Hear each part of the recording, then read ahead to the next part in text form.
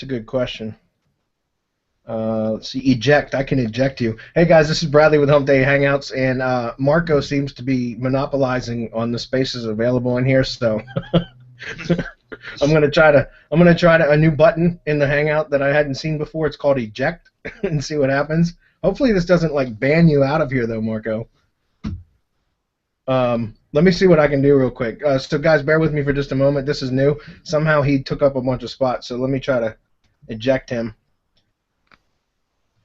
All right, Marco. If I lose you though, man, I'm gonna be on my own today. I'll come back. All right. Eject.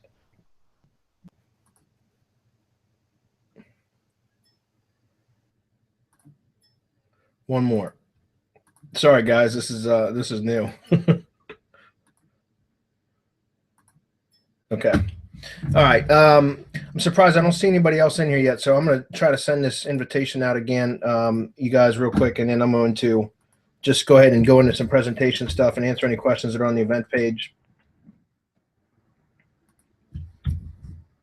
If anybody wants to jump in instead of just watch, let me see.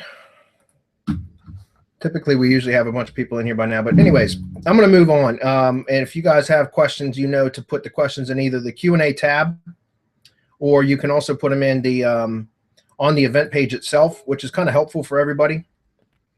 It won't let Marco in now, probably because I ejected him. Uneject, huh? Looks like I might be on my own this time. Let me try to grab one more link. Hold on a minute. And I'm gonna try to get you guys in here one more time, and then I'm just gonna move on. I got some some presentation stuff to go through today too, to kind of give you guys a preview of some YouTube SEO stuff. So I'll get into that too. I'm just gonna answer any questions that may be on the event page ahead of time, and then you guys, like I said, just jump in with any questions you have, either directly on the events page or put them in the Q&A box. You should see a little button, and that'll show questions to me in a sidebar. Ed Stapleton says, "Howdy, hi Ed."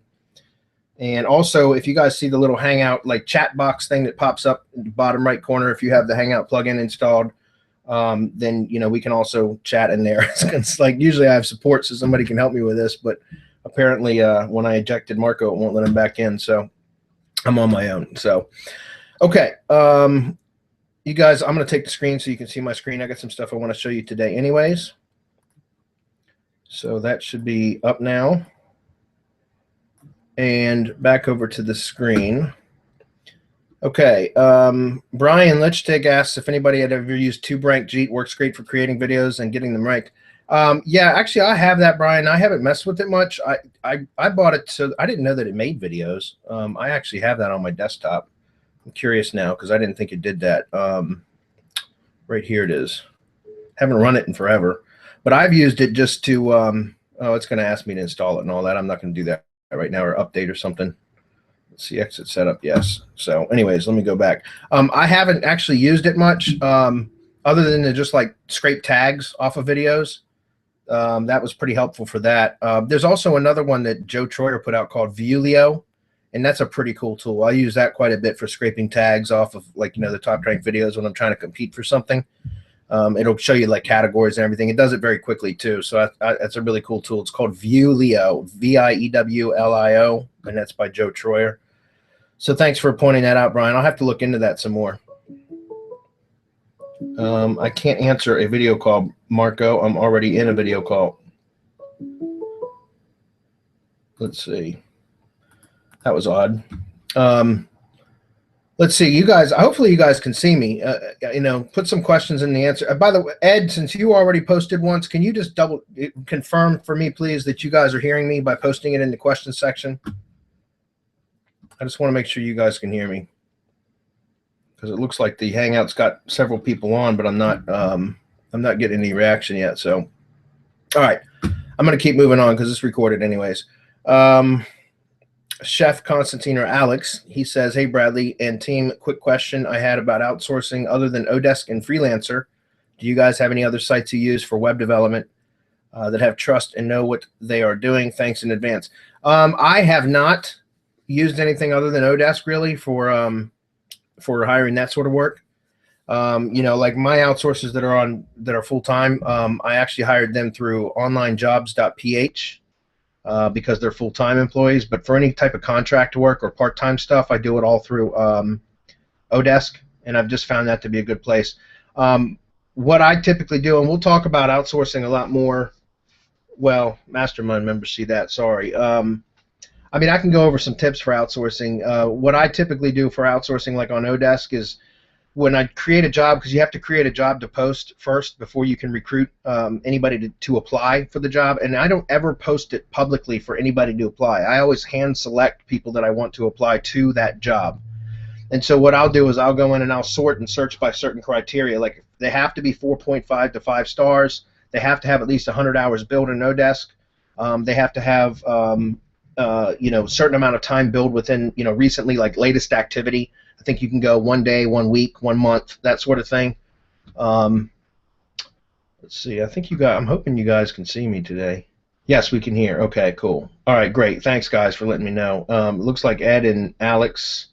Alex says good. Okay, thanks, guys. I appreciate that because nobody's in here with me, which is odd. If anybody wants to jump in, post it in here. You know what? I'm going to do this. Let me grab the invitation link, and I'm going to post it right on the event page. If you guys want to jump in, you're more than welcome to.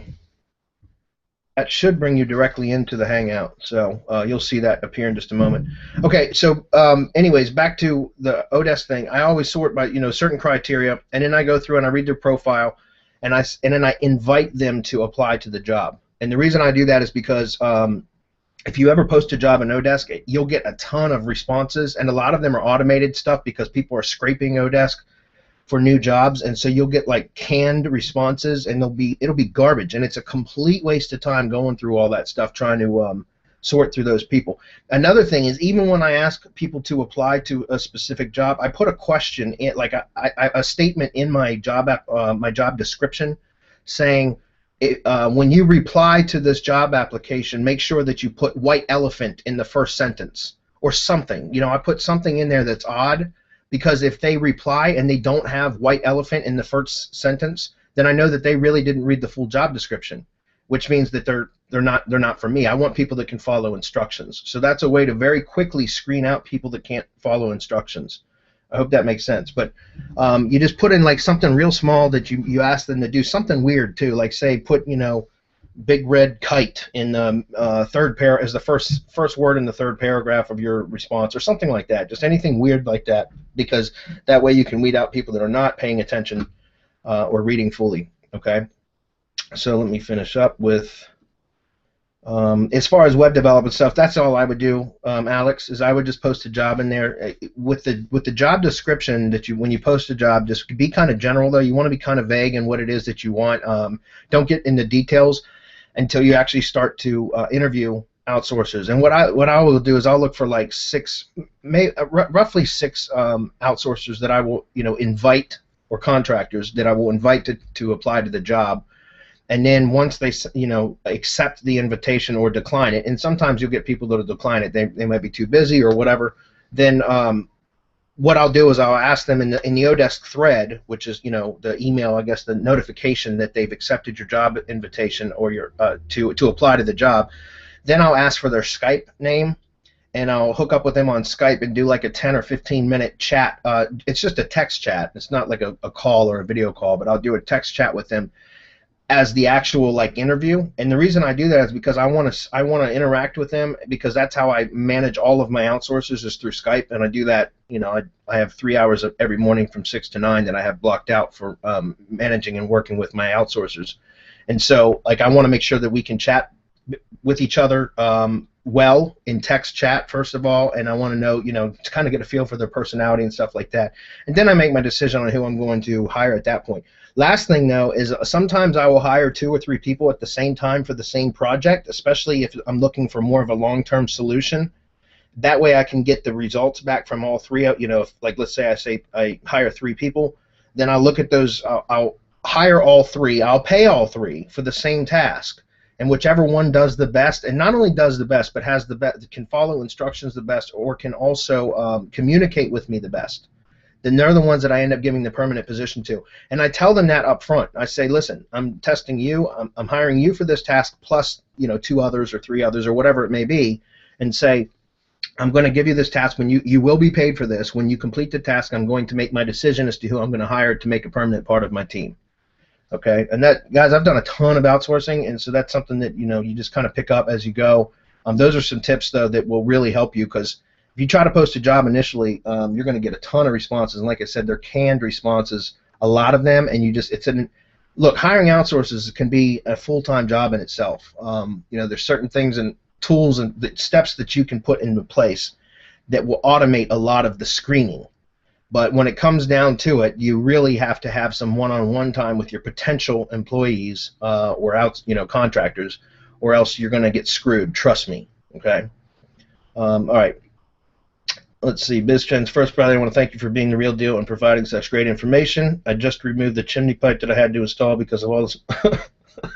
I just removed the chimney pipe that I had to install because of all the smoke that has been blown up my butt over the last 2 years by wannabe experts when trying to get good info and training on video SEO. Well, thank you, BizTrends. That's a pretty funny statement. Your stuff is on point. Thank you. I appreciate that. Questions. I have Syndwire with no accounts as of yet. What are your recommendations for initial setup of a set of accounts? Is persona or branding better, etc.? I have the link for the Fiverr give who has done your Syndwire setups. Okay, so for Syndwire setups, I would go with personas, not brand. Okay, because you're going to be essentially spamming those profiles, right? I mean, really, that's what you're going to be doing. And guys, when I say spam, people think of that as a negative connotation, but essentially, even if you're posting high quality stuff, you're still going to be essentially spamming those accounts, right? Because you're going to probably post different kinds of content, different videos and things like that, and that's fine. I do a ton of spamming, so don't feel bad when I say that. But yeah, what I would do is go with personas, not brands. I wouldn't want to damage a brand. So essentially, when I set up like for example, guys, even with private blog network sites, so PBN sites that I set up, I brand them, right? Every single PBN site that I have has a blog name, and it's like the blog is its own brand, and that's how you should be doing it now and going forward, okay? And then I built an IFTTT network around each one of those blogs, right? It's PBN sites, and each one, the tier 1 network is going to be just like I talk about in the training. It's going to be a branded network. Okay, now it may be that it's a persona that's a brand in that case. Okay, so let's just use John Doe as an example. Maybe it's John Doe's blog is the name of the blog. I don't recommend that, but if you were to do that, then you could say John Doe. You would have all of your properties would be branded for the John Doe blog, if that makes sense. But otherwise, if you're going to be using them purely for like spam, which Syndwire really, I mean, that's really what you're doing. You wouldn't want to use Syndwire to post like to your branded networks for like your own business, for example, like whether it's a website business or a brick and mortar type local business or whatever. That's not really what that tool's designed for. It's an effective tool. Don't get me wrong. Like I said, I use that in addition to my IFTTT networks as well as many other things like GSA, which is a total pure spam tool. You know what I'm saying? I use a lot of different tools together. But the IFTTT networks are the foundation of everything that I do. And so, with that, I would say use a branded IFTTT network for your site, your main site, your money site, and then you can use secondary tier 1 networks or tier 2 networks, which we're going to talk about in the advanced strategy webinar tomorrow for purchasers of the IFTTT training. By the way, guys, tomorrow at 4 p.m., the same time as today, is the first advanced strategy webinar. It's going to go for 90 minutes at least. It might go for as much as 2 hours. If you guys want to get in on that and be present tomorrow during the live event where I'm going to talk about tiered networks, and then I'm going to talk about some advanced YouTube SEO stuff, which I'm going to give you guys a preview of today. But if you want to be a part of that, then jump in, buy the product today, the training today, and then join the Facebook group, which you'll see inside the training area. There's a button to join the Facebook group. And in the Facebook group, there's a link to register to that webinar. That's only for people that have actually purchased the training. And that's, like I said, tomorrow. The first advanced strategy webinar is tomorrow. Then we're going to hold another one in about probably 3 weeks. Okay, so we're going to have 2 advanced strategy webinars. They'll be full-on training webinars. So just want to give you guys a heads up on that. But to get back to this, yeah, for branded accounts, I would do an IFTTT network that's branded for tier 1, and then you could set up either tier 2 or secondary tier 1 networks with personas, always with personas. You don't want to have more than one branded network.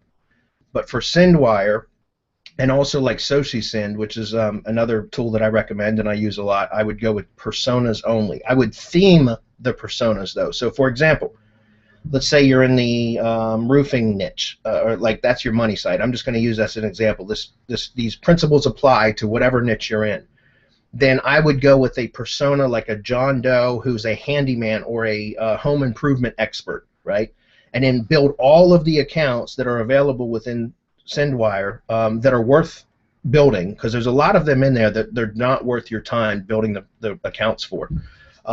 Anyways, those ones that are worth building, then build it out with John Doe as the persona name, and with the theme would be home improvement stuff, right? Because then you could actually use that same account. Here, guys, I'll tell you what, and then I'm going to go look at the Q&A tab, but I just want to show you what mine looks like, all right? You guys can take a look at my Syndwire account, all right? And you guys can kind of get a feel for how I've got it separated and set up. And you'll see that, look, I've got 835 sites in my Syndwire account. I've got one of my outsourcers is full-time. That's all she's doing is adding networks to here. So anyways, let me show you an example of campaigns, all right? So this is how I talk about themed, how you should theme your networks, guys. They're way more powerful that way. So if you take a look, every time I have a persona that I add, I build all the accounts, or I don't, you know, you guys get the point. I build all of the accounts, or have all of the accounts built to have a common persona name, and then I interlink all of those properties just like I teach in the IFTTT training, okay? Even though they're in Syndwire, I still interlink them. So that, like for example, the Google Plus page is the glue, right? And so is Gravatar profile, where you link all of the other profiles together, like all of the links to the other profile accounts, right? So Twitter and you know, WordPress and Tumblr and Blogger, you put all of those profile links together on the same profile page. So whether it's Google Plus or Gravatar or whatever, you do that because it makes the whole entire network of sites so much stronger. And so then I enter them as a persona, right, with a name, and I give them a number and what the industry is that they're in. See that? So you guys know I do a lot of contractor stuff. So I've got a lot of personas in here as construction. So it's anything that has to do with construction. It could be pest control. It could be landscaping. It could be, you know, painting, HVAC, electrical, anything like that. Then I can post to those, you know, any kind of home improvement related stuff to those networks. Then what I do, and you can see I have some generals in here too. Those are more so I can just kind of, you know, post anything to. But I try to keep them themed. Like you can see I've got some roofings in here and some luxury rental stuff because I got some limo service clients and things like that. But the other thing that I'll do is then I'll take a few of the networks and I'll group them together and make combined campaigns. So for example, like this construction 7 to 13, right? That's like six different persona accounts all tied together to where when I blast, you can see when I do a post, bookmarks, status updates, blog posts, that some of them, because I've got multiple accounts into one, this, you know, it just syndicates out to a lot of them. So I hope that makes sense. That's how I do it. Use personas, theme them, and start building out themed networks. That you'll get a lot more power out of them that way, and also make sure that you link them together properly. All right, let me get through some of these questions. Let's see, Alex says, awesome tip, man, thank you. Let's see, that must have been for the outsourcing thing. Can you give us a quick overview of IFTTT site and what IFTTT site is and how it works? Casey Ryan. Yeah, Casey, I think you had actually posted a Google Plus message to me, or maybe it was an email the other day. Yeah, are you asking specifically, Casey, are you asking about the training site or just IFTTT in general? If you can clarify that question, because I don't want to like go over the training site if you're just asking about IFTTT in general. So Jonty says, hi, I want to say hi, late, my apologies, no sweat, Jonty, the replay will be available anyways. Lee says, domain authority stacking has been the talk lately. I recall you discussing stacking the IFTTT networks. Is this how we can gain the same benefit by stacking the stacking method? Yes, Lee, that's exactly right. You know, domain authority stacking is a term that was coined, I believe, by Network Empire, which I'm a student of them. I'm actually a certified advisor. You know, they've got some real high-level SEO training. And so they've actually coined that term, I believe. But essentially, that's what I've been doing with the IFTTT networks for the last 2.5 years, was by interlinking those properties the way that we do. That stacks the authority, right? So you're compounding the authority, because every one of those properties, okay, Casey, I see your response, thank you. Every one of those properties are high domain authority sites, right? So they're already powerful sites. So by interlinking all of them, and also, guys, remember, we're in the semantic web. As of the Hummingbird update, we are in the semantic web, okay? We're in the early stages of it, but Google Plus is part of that, okay? It's the semantic web engine. It's Google's semantic web engine is Google Plus. And so by stacking all of your profiles together or interlinking them, combining them, you're building that authority. It's compounding that authority, if that makes sense, okay? That's why we do what we do, by building the accounts out manually, and we also interlink everything the way that we do, and we also theme them, right? That's why we theme our accounts, because now you're giving it semantic relation as well, if that makes sense. And so, yeah, that's what I would say. By stacking them, when I get into tiered network training, which is what we're going to talk about tomorrow on the Advanced Strategy webinar for the buyers, again, if you guys have not signed up, for all of you who have purchased, who have not signed up for the Advanced Strategy webinar, log into the training area. You'll see a button in the right-hand side for joining the discussion, which is the Facebook group. Join the Facebook group and then click on the link in there. It will take you to the webinar registration. If you guys haven't joined yet and you want to be a part of that webinar tomorrow, then I suggest getting the training and, like I said, logging in and clicking in the Facebook group. You can sign up for it tomorrow. Okay, but yeah, tiered network training, that's how I build automated syndication networks that are stacked. They can go out to as much as tier 3. I mean, they can go beyond that. I've just never had to go beyond tier 3. Usually, I don't have to go beyond tier 2 because I end up getting the effect that the desired effect. I rank what I want by the time I get out to tier 2. And we're going to talk about that extensively tomorrow. You got to be careful on how you set that up. If you're using it for YouTube channels, it's fine. You guys don't need to do anything real fancy with it other than to just set up the tiered networks. If you're doing it for website content syndication, you have to be careful with how you set it up, or you'll get yourself into trouble. And that's why I'm doing the advanced strategy on it webinar tomorrow, because I want you guys to learn how to do it properly if you're going to be using this method for blog syndication or to rank websites instead of just videos. Okay, so you have to be very careful with how you do it, because you don't want to leave a real obvious footprint, because it'll burn you in the long run. With YouTube videos, you can go to town. Okay, because all you're doing is you're being a publisher for Google at that point, and you can get away with a lot more. Okay. Let's see. Follow up to my BizTrends question. Do you provide the persona pick and info in the Fiverr guy, or just let him to the Fiverr guy? Oh, hey Jeff. Hey Jeff. I don't actually. I haven't used that Fiverr provider yet, which I think is freaking awesome that we've got somebody who jumped on setting. They even took our. Her name is Mitzi, I think. Mitzi. I actually reached out to her on Fiverr and told her that I was proud of her for jumping on and grabbing our info, the graphic that we created, and she created a gig out of it. I was never so proud of or so excited about a Fiverr gig in my life until I saw semantic mastery stuff on there. I thought it was awesome. But I spoke with her, like I chatted with her. I have not actually had her build any networks because I didn't train her, but I did tell her that I'm available if she has any questions about how to set the networks up. Because I want her to do it right, and I told her that if any of you guys end up using her and find out that she does good, let me know, because I'll drive traffic to her gig. I think that's awesome. As far as do I provide it, no, my outsourcers do everything. Like, honestly, all I do is I send an email to my outsourcers and say, this is what the network's going to be for. Here's the YouTube channel, because I'll usually set that up, the YouTube channel that I'm going to be syndicating content to. If it's a website, then I'll send in the website RSS feed. Okay, and then I'll tell them here's the main topic. Here's a list of the top level keywords, because that's all they need to theme the networks, and then I let them do everything. They do absolutely everything from that point forward. Okay, again, that's the best way to do it, guys, because building these networks is time consuming. So I encourage you to outsource it. Let's see. Let me finish up with Casey. IFTTT in general. And guys, we're going to go a little bit over today because I do want to get through a couple more of these questions, and then I'm going to have to cut questions off because I want to show you guys something about, there's a couple things I need to do. So let me answer just a couple more questions, and then I'm going to go into just a brief training thing that I want to show you guys. And also Craig Smith, who had asked a question a couple weeks ago about YouTube stuff. I had Marco, one of my partners, who got ejected from this webinar early on. He did some digging and got some answers and found a really cool tool that I want to share with you guys. It's free too. So, okay, so this is for Casey. IFTTT, what is it? Okay, it stands for if this then that, and essentially it's I was introduced to this. If you had signed up to my PDF to download the PDF, you probably got my 5-day email series just introducing who I am and how I discovered this method.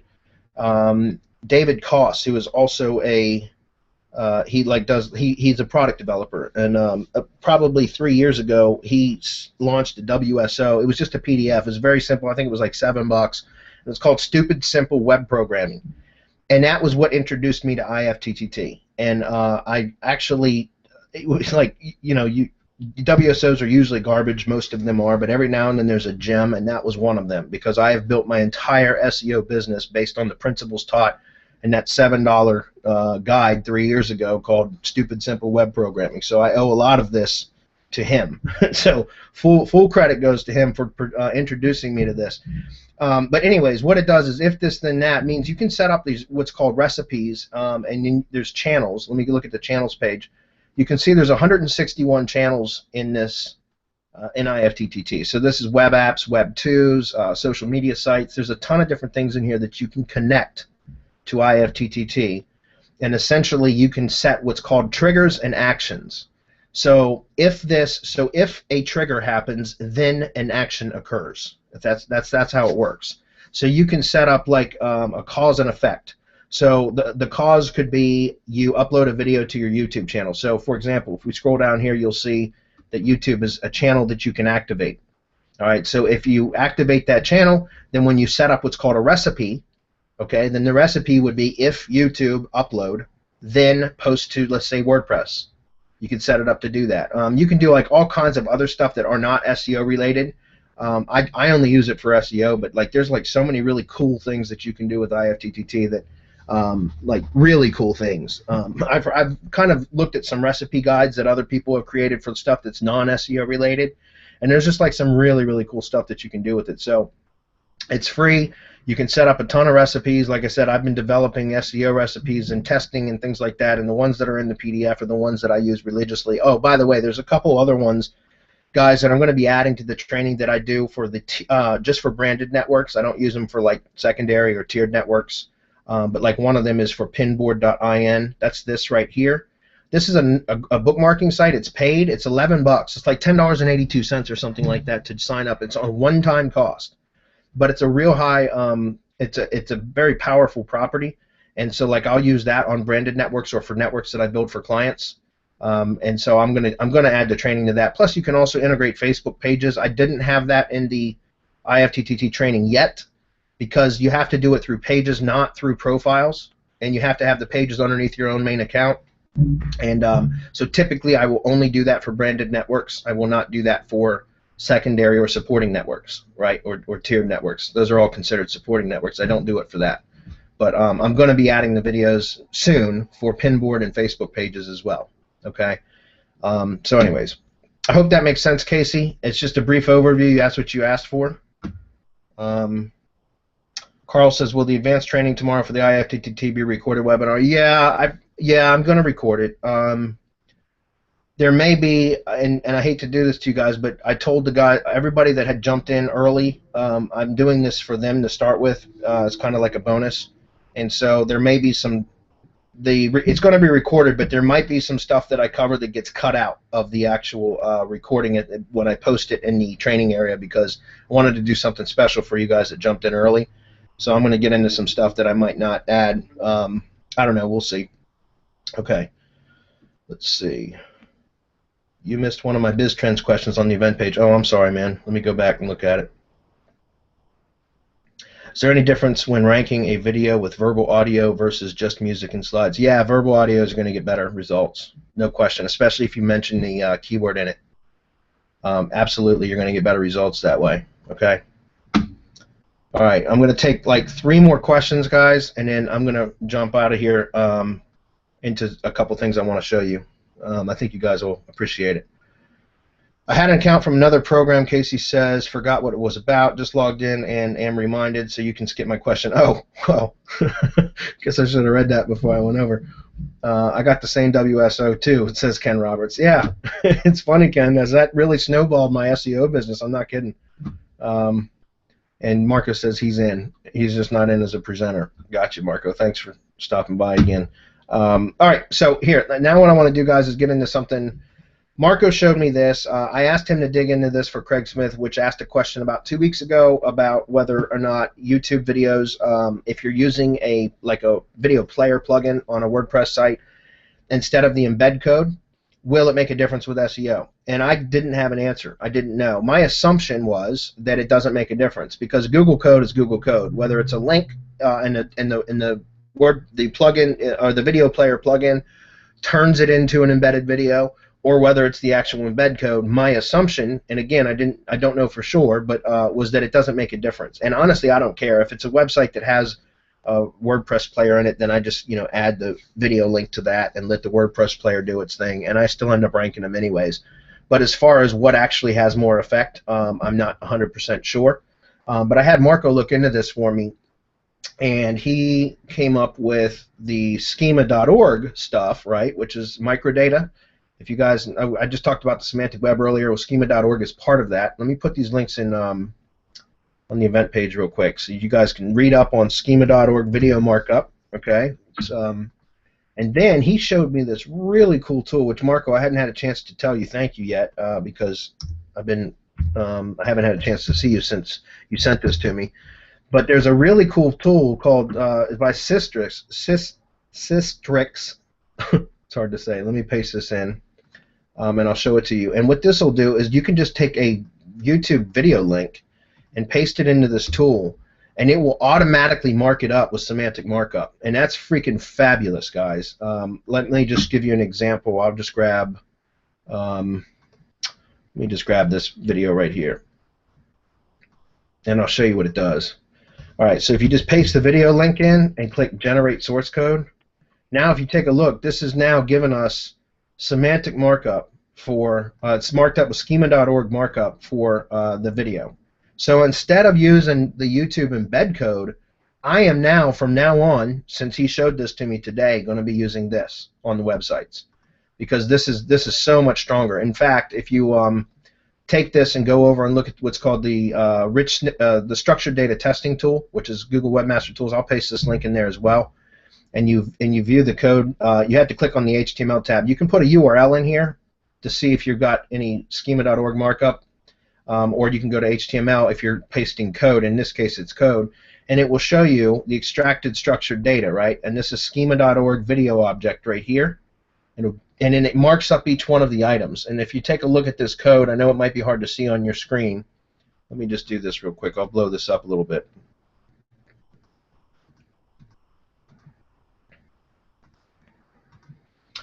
But if you take a look at this, guys, you'll see that if you guys do any sort of coding on your sites, you'll know what schema.org is. But you can see that it's like item prop equals, and it'll give you, it's a way to mark up content to give it a lot more data. Okay. It gives it a lot. It basically can mark up data and tell the search engines what it is, and that's what schema.org markup is, right? It's structured data or microdata. And so now that he showed me this awesome tool for all the websites that I embed videos on now, like for branded sites, that sort of thing, self-hosted WordPress sites, I'm going to use this from now on. So anyways, let me just post the rich snippets testing tool into the chat or the events page for you guys, and then I want to go over one other thing. So thank you, Marco, again for that. I really appreciate that. That's really cool. And I don't know if that answers Craig's question exactly, but if you're using schema.org markup, it doesn't matter. If you're using structured data, you're going to get the most juice out of a video if you've got it marked up correctly. Semantic markup, if that makes sense. Okay. So let me paste this on events page, and then I want to go over one more thing, and I'm gonna wrap it up, guys, because we're already a few minutes over. Let me check questions real quick. Looks like I don't see any other questions. Okay. Okay, cool. Looks like I don't see any other. All right. So the last thing I want to do is I want to show you guys this. All right, and we're going to talk about playlist silos. I told you guys that I was going to give you a preview of what the advanced strategy webinars are going to be like, and I'm going to hold 2 of them for sure. The first one being tomorrow, which I'm going to start with tiered network training, okay, and how to set those up properly, especially for websites. If you're going to be using these networks for websites, okay. Again, for YouTube, it's not. You can just, it's a lot simpler to set up for YouTube stuff because you can get away with a lot more. But if you're using it for websites, you got to be careful, and we're going to talk about that tomorrow. And then if we have time tomorrow, we're going to start talking about some advanced YouTube stuff, because I know that a lot of the questions I get from you guys, and let me put this in chat. You guys can take a look at this page. How DP you compare? Not sure what that means. If you can clarify for me. Damon, Syndwire, and FCS Networker. Yeah, I use them all, dude. I use Syndwire, FCS Networker, GSA, SociSynd. I use all of them in conjunction with IFTTT stuff. That's the foundation of everything, but I use all those tools together because, you know, I got a software manager that does that stuff for me. Wow, I'm getting hit up with a ton of chats, guys. Let me get through my presentation, and I'll answer a couple more questions. I can't even see the screen right now, so let me shut some of these windows down. Goodness gracious. Guys, hit it up in group chat. Do not PM me privately right now, because otherwise it just gets too crazy. Do it in the group chat box, please, or on the event page itself, okay? I'll come back and check questions in just a minute. All right. One of the things I get a lot of questions about from you guys is YouTube SEO stuff, because the IFTTT training course it's not an on-page course. It's an off-page course. It's about off-page link building and building syndication networks, okay? So it is not an on-page video SEO course. But because that's what you guys are using this for, I'm going to let you in on something now, and I'm going to show you kind of an overview of what we're going to be teaching inside the training area that I'm going to give you guys, or I'm going to share with you guys that have purchased the training. We're going to get into some on-page YouTube stuff because I know that that's important. In fact, that's step 1.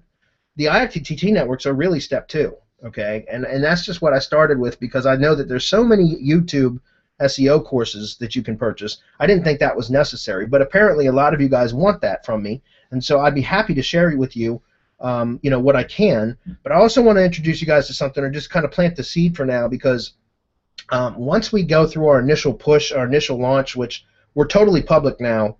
We're waiting to get some affiliates on board and things like that. But once we get that done, and we have, you know, a lot of people into the training, the IFTTT training, I'm going to be offering a coaching program to build a video SEO business. It's going to be very, very small group. You're going to have to apply if you want to be a part of it. It's called Video SEO Academy, and that I'm going to build with 8 members that want to join. I'm going to help you guys personally build video SEO businesses that are generating positive revenue at the end of 8 weeks. I'm going to literally give you personal attention. We're going to build these businesses together, these video SEO businesses, and that's going to be, then after that initial 8 weeks is done, then I'm going to the recordings of those trainings are going to be turned into Video SEO Academy product, which is going to be sold like the IFTTT training. Okay, so it's going to be within 90 days or so from now that will be available, and that'll be my full on-page course, which covers not just on-page stuff, but also getting clients or lead gen stuff, monetizing the networks, monetizing the videos, all of that. So that's I'm just planting a seed now, guys, because I am going to be coming out with the video SEO training under Video SEO Academy, but that's going to be probably 90 days out. In the meantime, I'm going to give you guys some training inside the members area for on-page stuff, because that is step 1. So that said, I think I pasted this in chat, did I? Yes. Look at the playlist silos graphic that I created, because this is something that you guys can do, which will help, especially if you're going after keywords that you're having trouble ranking them. You can silo. Anybody here that knows about website silo architecture? And I know a lot of you do, because a lot of you are like Peter Garrity students and things like that, so you guys understand silo structure. But you can do that with YouTube too. And I'm surprised that more people don't talk about this, but you can silo in YouTube using playlists, okay? And so this is a graphic that I wanted to share with you guys that I had just created today, actually, to show you how to do this. So this is just going to be a high-level conceptual explanation of how to silo with playlists. Tomorrow, we're going to get into this in the Advanced Strategy webinar a lot more, and I'm going to show you live examples, okay? But I'm not going to do that here. I'm just going to go over this conceptually. So with playlists, what you want to do is if you've got a term that you're having trouble ranking, it's more competitive, which is generally going to be a broader keyword, right? And that's why I talk about if you guys are trying to rank videos, that you want to go with long tail stuff, especially with high commercial intent, which means generally longer tail keywords. They're going to have less competition. They're going to be easier to rank, and they're almost guaranteed to generate a lead if you're able to rank them. So for example, we use like emergency roof repair. That's a good one. You know, emergency vet or emergency, you know, like a lot of those types of terms. I'm using emergency, I know, but those are terms that convert very, very well, okay, and they're generally easier to rank. So that's what I would call like the green keywords. So you can see I've got this color coded like red. That's orange so you could see it instead of yellow, but it would be red, yellow, and green, okay? So typically I say start off with these kind of keywords, right, which are the green keywords, the ones that are easier to rank. And that's where I say to start with, because once you guys start ranking some videos, even if they're for long tail terms that don't get a ton of search volume, again, think of what the intent is of the searcher. If you're going after longer tail keywords, they have a higher commercial intent, then people are generally, you know, if you go after a really broad term, a lot of the times that doesn't mean somebody's ready to purchase. It means that they're looking, you know, to find out more information, especially like with contracting industries. People that are looking for roofers are generally shopping for estimates, right? That's what they're doing. They're looking to contact several contractors that do roofing to come out and give them an estimate for whatever job it is that they need done, whether it's a new roof installation or whatever it may be. But people that are looking for emergency roof repair, those are people that have a problem that they're looking to solve right now. They're not shopping for estimates. They're looking for somebody to come to their house now. They're ready to pay, okay? So that's why I say go after those keywords first, because they're going to generate some revenue in your business if you monetize them, right? So either find people to buy the leads from you, or rent those videos out on a flat monthly fee, or whatever the case may be. Those are the types of videos that you want to go with first. Once you start to see some good results, right, that's going to excite you, and you can start going after the more competitive terms that are generally more broad. They'll generate more traffic, but not necessarily more sales, right? But if you want to go after those top-level keyword terms, this is my suggestion, and this is how you would use playlists for it. You create a playlist with the top-level broad term. Okay, so and then you in a playlist description, you have an ability to fill out the description. Make sure you well optimize that description. Do not spam it. Do not keyword stuff it, but just make sure it's well optimized. Okay, try to fill that out with a good paragraph or two about what the playlist is, whatever the maximum character amount is. Just put a couple good sentences in there. I said paragraph, but I meant sentences of just what the playlist is going to be about. So like what videos are contained in there. Then start with your most competitive keyword and do a video for that. Okay. And then you're going to make sure you add that video to that playlist, all right? And then what you're going to do is you're going to start building supporting keywords, the longer tail keywords, just like you would be doing with your building a silo on a website. You find your secondary or your supporting keywords, you start doing videos for each of those, and you add that to the same playlist, okay? And then you link from those supporting videos from in the description area back up to the main keyword, the most competitive keyword, the broadest of keywords.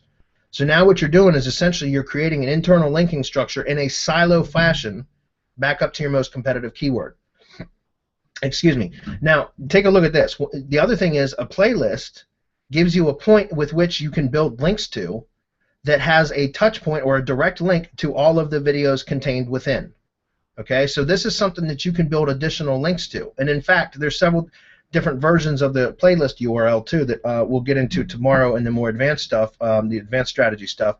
But let's just say that you can get several variations of a playlist URL depending on whether it starts as like the playlist index page, or whether it starts the playlist URL starts at this video, or starts at this video, or starts at this video. Each one of those are new, unique linking opportunities. All right. When you syndicate your first video out, it's going to build IFTTT links automatically if you built your networks, right? Then you syndicate your second video out. It's going to build links automatically through your IFTTT networks, links and embeds, right? So if you put in the description of each one of these videos a link back up to your main video, the one that's the most difficult to rank, now you're going to be pushing juice through that link back up to that video each time you do a supporting video. And now you've got a playlist that is highly themed, right? Semantically related, what they call co-occurring keywords that are all supporting the main broad term, all right? So think about that, guys. You can silo with playlists just like you can on a website with a silo landing page and in supporting articles. You can do the exact same thing. So I wanted to kind of give that to you guys as like a little tidbit, something that you can play with and start thinking about how you can silo your videos out and go after more competitive keywords. All right, you guys, a lot of you have been following this for the last few weeks, so you guys know that I talk about using the longer tail keywords, and that's just to give you some initial success. But now that a lot of you have been building these networks and you're starting to see some success, now start going after some more of the competitive words. This is how you do it. Okay? And by the way, you can go back and add this later. If you've already got several videos, go build a playlist for it. Set up a playlist, add all those videos in the playlist, and then just add the playlist URL. You can add either the playlist URL in the description area or the most competitive keyword. Depends on how you want to do it. If you've got several different long tail terms that you're ranking that are ranking well, I would still set up a playlist and then just link from within in the video description up to the playlist. But if you've got a specific keyword that's giving you a hard time for ranking, then I would link up to that instead from within the description of each. Okay, and you'll build the internal link juice, what they call buoyancy, right? You're going to push all that juice up, and what it's going to do, it's going to push that main keyword up. All right? Okay, so let me see if there's anything else, and I'm going to go. Looks like there's no other questions here. Oh, Jaunty's got one. A question: when after setting up Blogger and WordPress.com as per the training using a proxy, when we log in to them accounts after, do we have to use it using the same proxy? No, I don't. I don't do it, Jaunty. It's not a stupid question because I get that asked a lot. When I use proxies, it's mainly only for the Google account. Blogger, yeah, but honestly, no. What I don't accounts, and then what I'll do is that's why I talk about in the training how you set up a recovery email, because especially if you have outsourcers that are doing your, setting up your accounts, like all my outsourcers that do the accounts or the network builds are in the Philippines, and so they'll set up the accounts, and then when they transfer to me, if I have to log into the Google account and I log in through a proxy that's, they use US proxies, but so let's say for example they're using a San Francisco proxy, and I'm in Virginia, so I'm on the other side of the country. If I log in with my own account, then it will trigger a recovery. Like it'll say I have to recover my account. My account's locked because I'm signing in from an unusual location, as what in Google's words. So that's why I always set up a recovery email, because then I can recover that account, and that's why we do that. Okay, but typically no, I don't. Honestly, I don't. I've got too many damn networks to worry about keeping track of those proxies. So it's just on the setup side. Because once they set them up, then I'll syndicate, 5 or 6 pieces of content to the networks before I have to log into them anyways, and by then they're seasoned. And seasoned accounts will take more, have more of a threshold before they get locked, if that makes sense, because they're seasoned, right? And that's part of the reason why we interlink everything the way that we do, because it builds authority. Okay, it looks like that's it, guys. I'm going to have to wrap it up because we're like almost an hour in. This is supposed to be a 30-minute deal. Let me see on the event page. Yeah, okay, guys. Well, if you guys have any questions about that, you can post them on the events page even afterwards. I'll send out the invitation for next week, probably by Friday at the latest, and you guys can jump in next week with some more questions if you like. Check out the IFTTTSEO.com if you haven't joined yet. If you want to be a part of the webinar tomorrow, the Advanced Strategy webinar, then go ahead and join today, and that way you can be a part of it. Just once you log into the training area, there will be a new flashing thing in the sidebar that will bring you into the Facebook group, and in the Facebook group there is the link to the registration to the webinar tomorrow, and that's also going to be like our discussion forum, and everything else is inside the Facebook group. So jump in and check it out if you want to be there tomorrow. If not, like I said, part of it will be recorded. Brian says, any automated software that creates multiple social media accounts for the IFTTT network? Yeah, there's Anthony Hayes did an IFTTT commando. Anthony Hayes, look it up. I don't know if it's still for sale or not. The problem with that, Brian, and we talk about this many, many times, is that if you're using automated software to create accounts, they don't have near as good a stick rate, and there's also no authority. You still have to log in. If you want to do them the way that we teach, you still need to log into those accounts and set up, interlink them and complete all the profiles. And the automated tools won't do that. Okay, so there's still a manual. It can help speed up the process, but there's still a manual portion to it. That's why I don't even bother with them. I've tested a lot of them. And guys, I'm not saying don't use them, because I'm not saying anything bad about his product. If it works, it works. I have found that the accounts are much stronger and they stick a lot longer if you set them up, you interlink them, you theme them, you complete all the profiles. And once again, interlinking, that's what we're talking about, the stacking, right? You can call it domain authority stacking, you can call it compounding, you can call it whatever you want. That's what gives them that extra power, is interlinking everything and theming them. And using automated tools to create mass accounts, you can't do that. All right, so, but that's one of them. As far as there's like FCS Networker will create accounts. Not there's places and times that you want to use that kind of stuff. That's when I get out to like tier 3, tier 4. That's where I use those kind of tools, like spam tools. FCS Networker is a Web 2.0 spam tool. GSA is just a spam tool, and I love it, GSA, man. I kill it with GSA, but it has its place, and it's very, very far away from my money site. Okay, it's at least 3 steps away from my money site. All right, you got to be careful using tools like that, or you'll blow yourself up. All right, okay, guys, I think that's it. I'm gonna wrap it up. Let me check one more time. Ken Roberts says, how many proxies do we need when setting up networks every day? Ken, if you buy, if you're doing it yourself, you can get away with 5. Get private or dedicated proxies. And I put some recommendations to proxy providers inside the training area. Easy proxies, I use easy proxies. Students use buyproxy.org. I don't really use them. I used to, but I had some issues for a little while. Maybe they've corrected it, and I put that as a recommended resource because many students say that they are using them. Just make sure they're private or dedicated proxies, and you can get away with 5 of them. And I mentioned this in one of the trainings maybe 2 weeks ago, but you could set up, if you want to be safe, you could set up as many as 2 Google accounts per IP per day. So if you set up 2 Google accounts on one IP today, that's fine. It won't give you any problems. And then you use the second proxy the next day, the third proxy the third day. By the time you get to day 6, you go back to proxy 1, you can set up 2 more accounts, and you will have no problem whatsoever. I have my team uses 25 dedicated proxies between 2 full-time IFTTT builders, and those two share those 25 dedicated proxies, and they're from easy proxies, which aren't proxies like buyproxies.org, which will replace your proxies every 30 days. Through easy proxies, they're pretty much permanent, unless you have a problem, and then you can request new proxies. But they're pretty much, you get one list of proxies, and that's it. And that's what they use, is those same 25 proxies over and over and over again. And I haven't had any problems whatsoever. So. Okay, and David Ross says, well, before you go, I would like to thank you for all the information. Hey, David, you're a new mastermind member, buddy, so you're going to be in for a hell of a lot more than just what I do here. So we got the whole team inside, and I know you know that already. So I'm glad to have you in the mastermind, David. Welcome, and we'll see you in there as well. So, okay, guys. Hey, I appreciate everybody being here. Next week, we'll have the same time, same bat channel, all that, Hump Day Hangouts, 4 p.m. on Wednesday. And we'll chat with you guys next week. You'll get the invitation in the next day or so. See you guys.